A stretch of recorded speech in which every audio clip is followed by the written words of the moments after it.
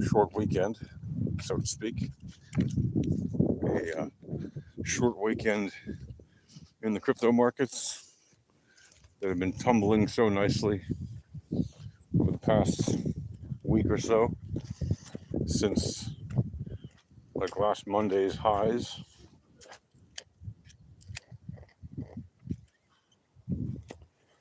Obviously, they weren't all-time highs for the big guns of crypto, but crypto did get back up to like 70K. Bitcoin did get up to like what, 70K on Monday, and then started coming back down. And Solana got up to like 190 something.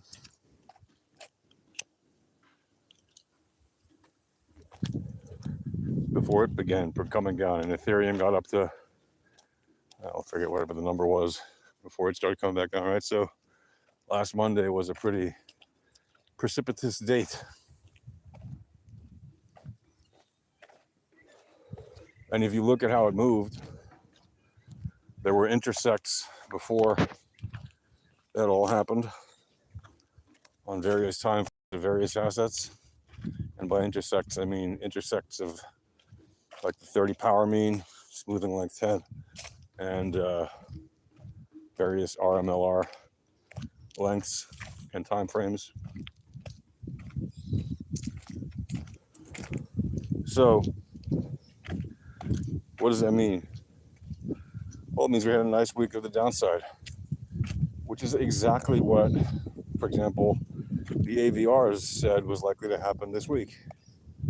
Notice that in the previous week, we also had an intersect on the weekly indicating that there'd be some nice movement. And last week, there sure was some nice movement to the downside and right back up again.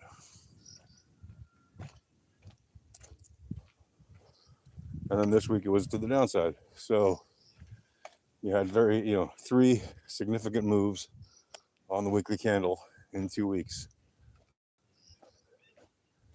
Right? A big push down, pumped right back up, and then a big push down again this week so far. Just to the downside, pretty much. Now it's just starting to find its feet again. But doesn't mean you should expect it to pump up again all the way to the top of where it was at the beginning of the week by the end of this week, today. Not necessarily.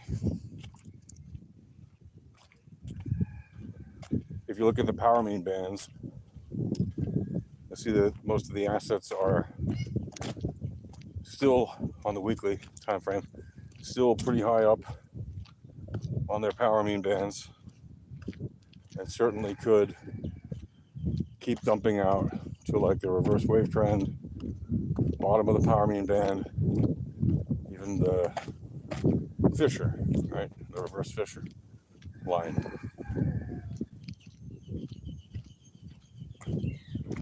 So what does that mean? Well, that means, very simply, that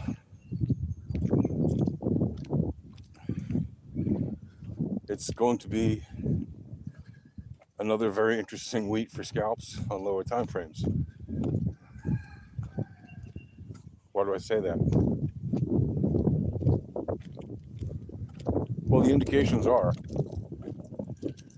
that the assets are still, following the VEPs according to all the different time frames, obviously, and that there's still quite a ways for a nice little reset of various VEPs indications like volatility on the high time frames, entropy, etc.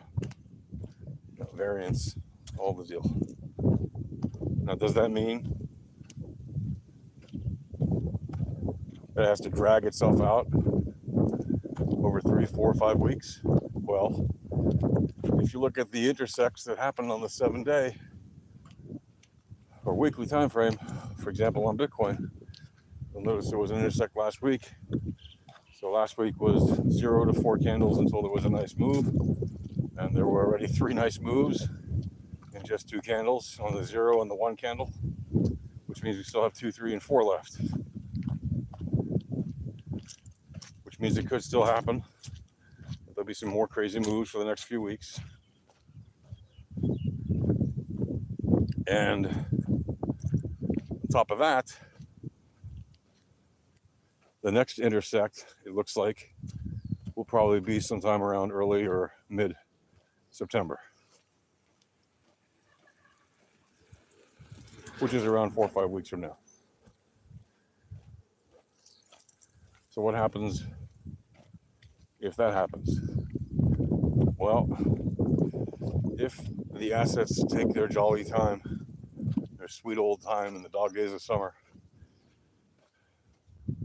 to reset slowly, week by week, it could well be that sometime in September, we could start to see some kind of an asset movement, significant asset movement happening, possibly back to the upside. But again, it's all just probabilities, upside and downside. But big picture, it means that a slow reset, as painful as it might be for people who don't want slow things, a slow reset might in fact be the best thing for the asset to start driving up in Q4, or even starting in September, just before Q4 starts, and then see some serious movement to the upside in September, October, November, and maybe part of December. All that would not be at all a surprise, and it could even be really healthy for the assets. When I say healthy, I mean that the VEPs will have reset to looking towards the upside on the higher time frames. Of course, we don't really care when we're trading VEPs if it goes up or down. I'm just saying, for people who are hoping for things to go to the upside, it's entirely possible that that's what may be the most likely trajectory. But again, there does remain the possibility that we will see the asset do that reset and then dump out further. There's a number of reasons for that, right? The volatility might expand and the correlation might stay low, or might dump out, or whatever. The variance, same thing. Entropy might go from a random walk to a trending move to the downside. And we could see much further dips, right? We could even dip down to like 35K. If you look at like the 2-week or monthly time frames, there are definitely targets in that area. Now, are we likely to go down to 35K before a bounce? At this point, not necessarily. Doesn't seem very likely. But probabilities change all the time. That's why we look at them all the time. That's why we consider the probabilities whenever we're looking at charts, because they don't just stay consistently, stuck in one place. They're not set in stone. They're dynamic. They change candle by candle on every time frame that you're on. So, does that mean that the probabilities are at the moment higher that we will go up or down? Let's say starting in September, which is still a long way off, yeah? A month and a half. No, that's not what we're seeing. What we're seeing are indications that there'll be a good amount of resetting done by then, unless we just have an insane month of August, which at the moment doesn't seem very probable. So it looks like there'll be some kind of a nice slow reset relatively for now. It could be wild and wacky, But even if the next couple of weeks are pretty wild and wacky, I expect the last couple of weeks of August, if these next couple of weeks remain wild and wacky, then probably the last couple of weeks of August will be pretty chill. And then maybe the last few days of August will start to get heated up again. And once like Labor Day rolls around and folks are back from vacation, then we could see some serious motion and generally have a great month of trading also in September. For now, August is set to be yet another good month for scalping on low time frames, and expect that there'll be a lot of fast movements to the downside and the upside. So low time frames are your friend if you're scalping. And keep in mind that you got to look at the big picture and do your workflow from the high time frames down to the low time frames whenever you start a trading session, so that you can be on top of what is actually happening,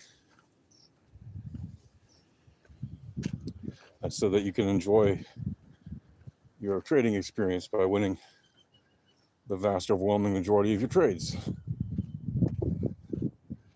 to be consistently profitable, right? Because if you're not doing that, you really should be learning how to trade the VEPs before you make your next trade, because it's very risky to trade volatile assets if you don't actually know how to trade the volatility.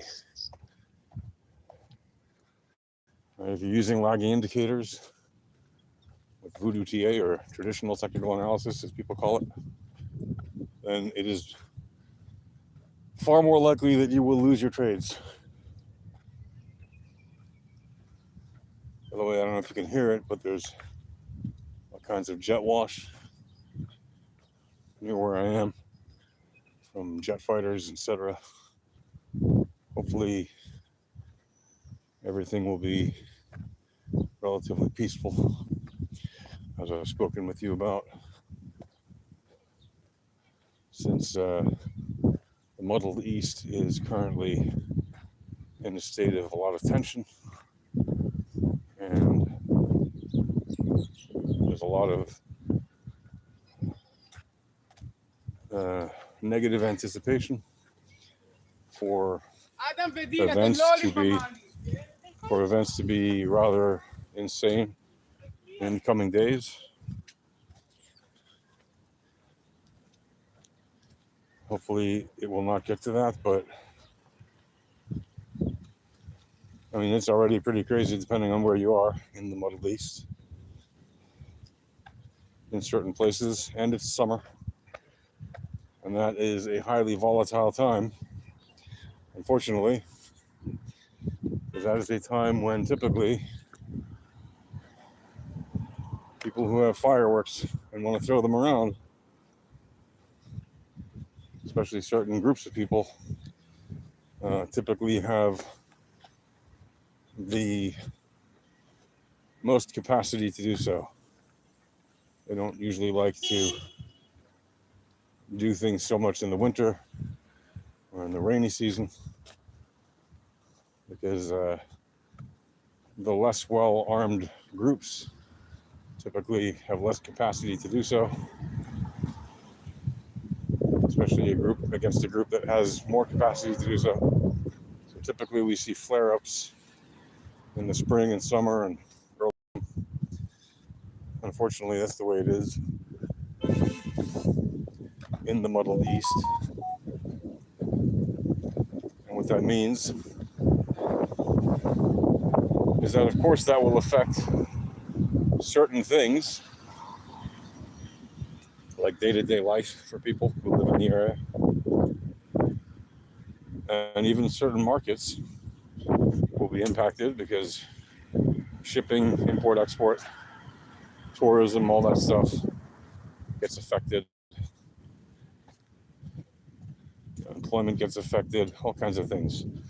Available goods become affected. So all in all, just hoping that things will stay relatively calm. For now, it's very tense, and I'm currently walking in a place which is, well, actually, right here is usually pretty empty, but still, there's a lot less traffic for this time of day, this time of week. A lot less car traffic for now, anyway. And it's still pretty normal in most places, but definitely less than usual. And this whole weekend has been marred by this tension that has just kept people on edge. And does that affect the trading of Bitcoin or anything else? No, not really. I mean, sure, people in the areas that are affected may be trading more if they're just stuck at home with nothing else to do, or maybe trading less. But all in all, it's a fairly small market compared to the global size of the market. So it doesn't really make that big of a difference. And, you have conflicts in places like Ukraine, fighting against Russia, which obviously has a much larger population base than, let's say, Israel, and Israel and Gaza, and even Israel, Gaza, and Lebanon. So for now, things remain relatively normal in that sense, but I don't think that it'll have a massive effect on the trading markets. Might have a little negligible effect in the sense that there might be less demand, there might be less supply available, but probably not significant enough to really change the overall performance of the market one way or the other. So what does that mean in general? Well, kind of off topic here in terms of trading, but war sucks, obviously. As I've said many, many times, war is terrible, war sucks. I'm not a fan. I'm not a fan of harming anyone. I wish there could be peaceful resolutions to all these stupid conflicts, and they are largely stupid. And they are largely run by the people at the top, and they are usually sending people at the bottom to go and get hurt in order to do what they want to get done at the top. And I'm not a fan of any politician, political leader, or anything like that. I think they're all, to say the least, scoundrels, if not worse. And I think it would be better for humanity in general to have a better way forward to live in peace and coexistence with each other all around the world. Unfortunately, there are plenty of people who don't care about that. Like, they really genuinely don't care about that, right? Maybe because their life is hard, or maybe because they're egomaniacs or whatever, right? There are people in the world who do not wish to have peace at all, and especially dictators who want to control everything and everyone that they rule over, and they want to increase the number of people that they rule over. So they really don't care if there's peace and prosperity, as long as they get to stay in power and control more and more of the world around them. And by the way, that's also the case in a lot of countries that are not technically run by dictators. They might be run by people who want to be dictators, but in so-called free countries, open democracies, etc., Western democracies, whatever you want to call them, even there, the purpose of government is to control the minds of people. Govern, to rule, ment, the mind, right? Good old-fashioned ancient Greek word for you. Government. Now, Am I some conspiracy theorist that believes that everything that government does is a conspiracy? No. No, I don't.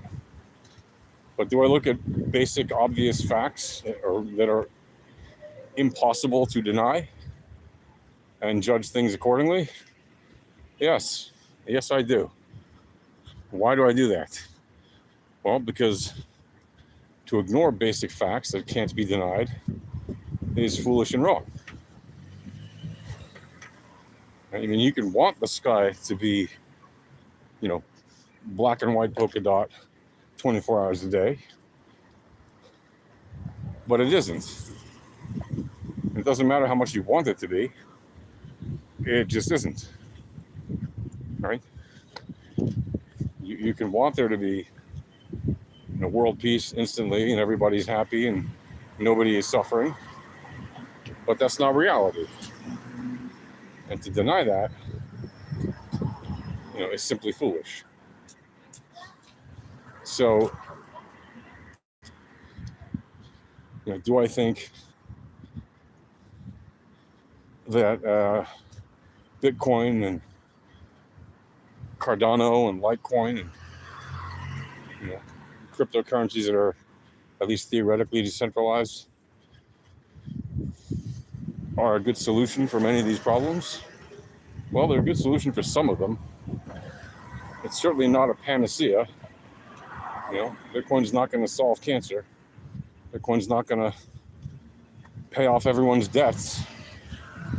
Bitcoin's not going to bring world peace by itself. Is there an argument that Bitcoin demonetizes conflict? Not really. I know Bitcoiners like to say that, but it's not true. We've seen the evidence. We're getting to an area with more normal traffic, and even here it's pretty low compared to usual. Bitcoin is amazing and has a capacity to disincentivize people doing violence in some ways, but it doesn't really anymore. And we've also seen that plenty of people have continued to buy and sell and trade Bitcoin for nefarious purposes, right? We've seen that plenty of bad actors, from Iran to North Korea to China to the Russian Federation. I almost said USSR. I'm so used to that from my childhood and early adulthood. That it is not the case that Bitcoin completely disincentivizes bad actors from using it. In fact, it's very much used as a tool for bad actors to do bad things. But is it used more than cash? No. I mean, is it the future of transactions that may be used for nefarious deeds? Of course. But does that mean by definition that it's already there? Just because it's existed for 15 years and we've seen a bunch of it happen? No. Cash is still king when it comes to doing bad things. But crypto is certainly becoming more prevalent in that capacity.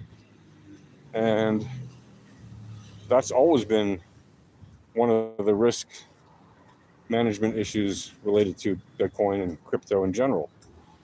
It's too easy for bad guys to use, which is why all these centralized exchanges and other places demand KYC, AML information and everything else to make sure everybody's on the up and up. Right? And we've seen plenty of people who haven't been on the up and up, and the authorities still manage to go after them and confiscate their coins or whatever, which in some cases may be fully justified, in other cases less so, in other cases completely not at all, but it still happens. And how are they able to do this? Technology, my friend, technology. Right? And also the use of force, the use of the law. There's all kinds of tools at their disposal. In any case, if anything, it reminds me, and hopefully it'll remind you, that there is a strong use case for Bitcoin and cryptocurrencies in the hands of retail holders. And there's a case for governments having some ability to take certain actions to protect the public, right, from terrible things. At the same time, there also should be limits as to what these central authorities can do. If it's not something that is a threat to the public or national security or something like that. So that government doesn't sit like a big brother, monitoring your every transaction for every single thing you do, whether it's buy a can of soft drink or buy a meal or pay your rent or whatever it is. It's really none of their business, right? Anyway, I just wanted to let you guys know that, and I hope you have a happy day, happy week, happy summer, and happy trading. See you guys for now. Cheers.